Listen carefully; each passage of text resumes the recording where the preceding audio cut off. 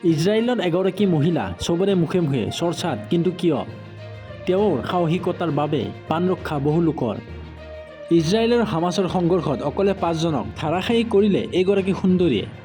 পুৰুষৰ পৰা নাৰীলৈ লিংগ নিৰ্বিশেষে যুদ্ধক্ষেত্ৰত নামিছে ইজৰাইলিয়ানসকল। হামাছৰ বিৰুদ্ধে অস্ত্ৰ তুলি লৈছে নাগৰিকসকলে, কিন্তু তেওঁলোকৰ মাজত আটাইতকৈ চৰ্চা চলিছে এগৰাকী মহিলাক লৈ। এইজনী ইজৰাইলী সুন্দৰীৰ নাম ইনবাৰ লিবাৰমেন। এগৰাকী নাৰী হাতত অস্ত্ৰ, গাঁৱৰ মানুহক বচাবলৈ 5জন হামাছক হত্যা কৰে ইনবালে। হামাছৰ এটি দলে যেতিয়া গাজা উপত্যকাৰ পৰা মাত্ৰ 1 মাইল দূৰত অগ্ৰসৰ হোৱাৰ চেষ্টা কৰিছিল, ইনবালে এগৰাকী সৈনিকই সেই গাঁওখনক ৰক্ষা কৰে। সেই গাঁওখনত নিৰাম সম্প্ৰদায়ৰ মানুহে বসবাস কৰে। ৰিপৰ্ট অনুসৰি নিৰাম হ'ল এনে এক সম্প্ৰদায় যিসকলে হামাছক বিতাড়িত কৰিবলৈ সক্ষম হৈছে। হামাছৰ আক্ৰমণৰ দিনা 25 বছৰীয়া ইনবালে বিস্ফোৰণৰ শব্দৰ অনুমান পাই গম পাইছিল যে কিবা এটা বিপদ হৈছে। তাৰ পিছত গাঁৱৰ কিছু স্থান বাছি লৈ তাৰ পৰা তেওঁৰ দলে হামাছৰ আক্ৰমণকাৰীলৈ গুলীবৰ্ষণ কৰিছিল।